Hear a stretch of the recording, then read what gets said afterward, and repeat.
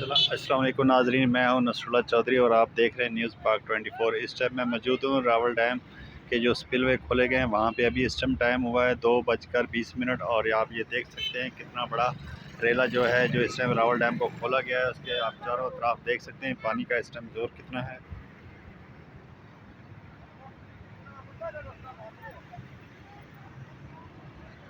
ये हमारी पाकिस्तानी अवाम है, इधर रुक के जो है पानी देखने के लिए सब लोग मौजूद हैं। ये इसके दूसरे तरफ आप देख सकते हैं कि किस तेज़ी से पानी गुजर रहा है। तो हम अब ये आपको डैम दिखा, मैं रोड के दूसरी तरफ जाता हूँ, आप दूसरी साइड आपको दिखाता हूँ। ये हम आ गए हैं दूसरी साइड पे। अब यहाँ पे आप पानी की स्पीड चेक कीजिएगा और बहाव को देखिएगा। अब देखें, ये देखें,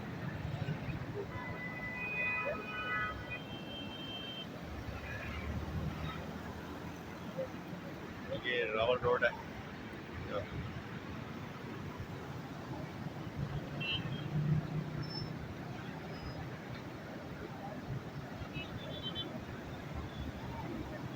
इस टाइम पानी फुल बिखरा हुआ है, इतनी ज़्यादा बारिशें हैं, उसके मनाज़र आप देख सकते हैं। इस टाइम 2:10 है।